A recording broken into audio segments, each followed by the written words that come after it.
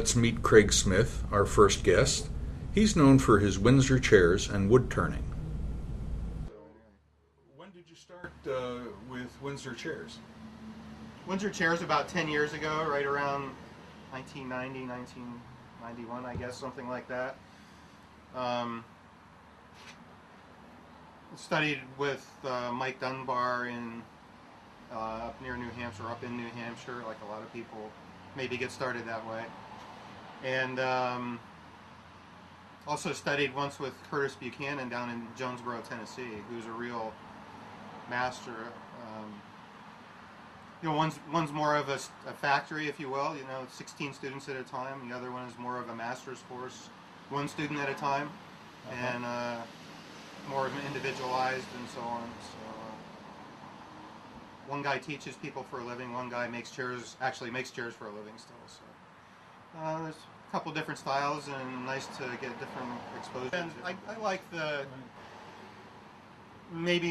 if you like the older style from the overall period of Windsors, I like the ones that are a little more fancy, maybe even almost the exaggerated version of them. More stuff going on in the turnings, more carving and so on.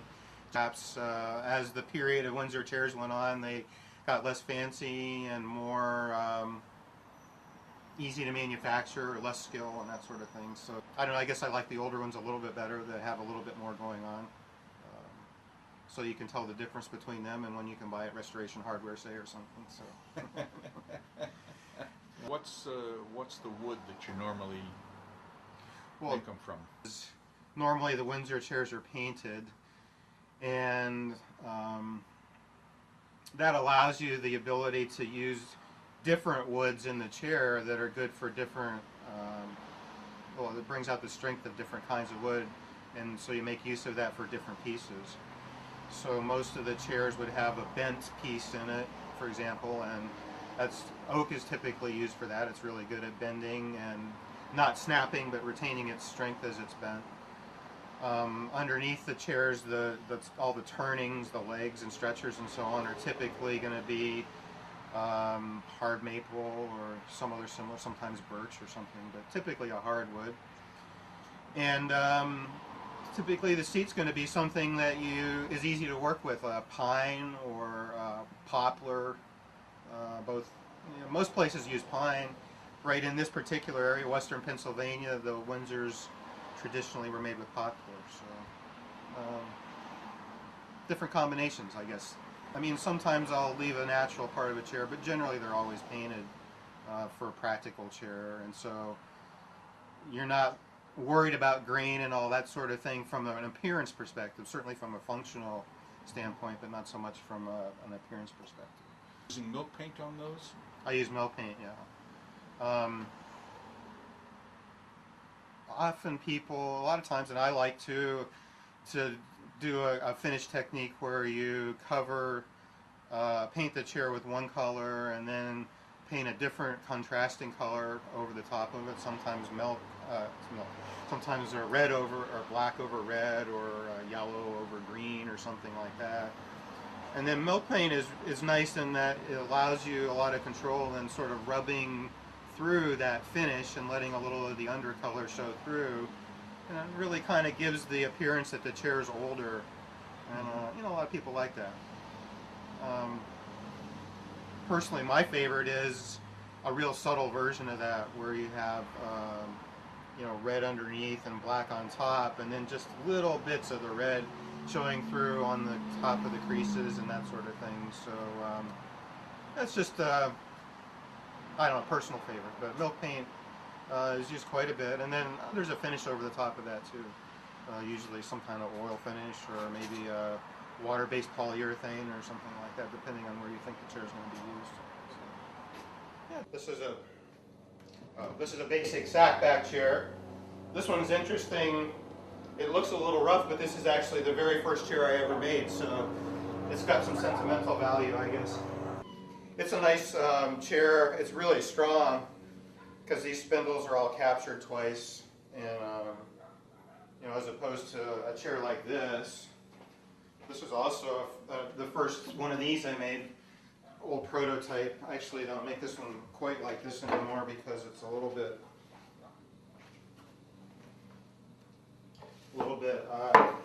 too spindly maybe.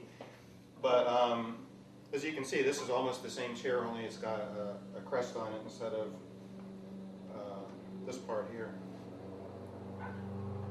So you make. And this would be, I would call this an armchair. Do you make heavier spindles now? Yeah, yeah, and heavier. I mean, I just, this particular style, I've kind of replaced it with, this was when I was trying to figure out a nice chair, not so much for around the table, but a bigger chair, like I mentioned the easier chair earlier, and this was what I was headed for. Now I just make them a bigger one, period, in every way. It's got fancier arms on it with carved knuckles and that sort of thing, so it's, I don't know. This one kind of went by the wayside. And this is a nice standard, again, first one of this line. This is a side chair, bow back side chair. And this was we were talking before. This is an example. You can really see this one's green underneath the yellow, so you can kind of see. Especially with a pine seat, you get really, with the melt paint, you get nice wear patterns where you can, it actually follows and wears on the grain, and it makes it interesting looking when you rub through a little bit like that. Now maybe the yellow over green isn't my favorite color, or it didn't come out quite like I thought it would, but I mean, you can see how the patterns come out. They're kind of cool. Nothing ever comes out the way you thought it would. Well, that's the fun part. This is a obviously, well, I shouldn't say obviously, but it's called a continuous arm chair for obvious reasons, I guess is what I was trying to say. You see this whole back is a kind of a complicated piece that's bent twice. Once around this way, and then the two arms are bent up the other way. So it's kind of an interesting form, and whereas some of the pieces are easier to bend, this one's more difficult. Sometimes you have to bend a few to get one. or maybe you get 2 out of 3 or something like that. Is it bent all at once, or Yeah. 2 different bendings? All at once. So sometimes that's a good one. Most everything you can do yourself, that's sometimes a good one to have a friend help with too. Because by the time you get to trying to bend the second arm, you know, you've already bent this part and that part, you know, may be starting to cool down a little bit. So I guess we didn't say it, but all the bending is done is steam bending. It's I don't know if you watch someone ever make chairs, or whenever I teach classes, that's always a big fun part. Everyone loves the bending part, and people all gather. Like I've taught at the Society for Contemporary Craft a few times, and that's the one that gets everyone out of the office to come out and watch and stuff, because it gets pretty dramatic, and so you know, it's fun, that part. All the other chairs, these spindles would be split out of oak and carved, and the reason for that is you want to make absolutely sure that the grain goes exactly straight through the pieces, no grain run out at all, which is the reason you can get away with making them so skinny and having them not break. Because, well, it's just hard to do that with cherry. They don't split very straightly. So these particular ones were turned rather than split. And so that's why they're a little bit bigger than some of the other ones. And I mentioned is after I turned these, before I put the chair together, I think I left at least a month where I let these sit outside in the sunshine, and that's why, you know, got them a good start on getting the nice rusty color on the spindles rather than looking like fresh cherry. So, How did you get started into woodworking? Well, I always have done a little bit of woodworking. Wood peel. One of the first woodworking projects I suppose I got was in Titusville, which was an oil area. He had bought some old buildings that were abandoned, but all made from chestnut. And this would have been in the 70s, before, at least I think, before people did much of the reclaiming of wood that you see so prevalent now. But, me and another fellow ripped down these buildings for him and ended up processing the wood, and he paneled his office with chestnut, which was really unusual then.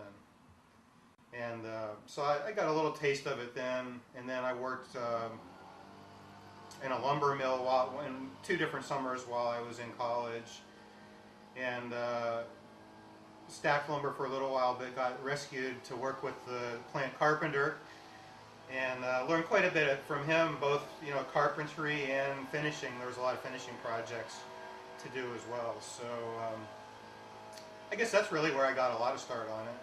And then as soon as I got married, my very first job, I had a friend had a little bit of a shop. This was the first year after I was married, and that very first year I used some of the things I learned in my summer jobs, and I made a huge headboard for my wife for our first anniversary present. So that was really the first big project that I made. It had built-in lights and cabinets and a mirror and all that stuff on it. So it was that's really where I got started, I guess.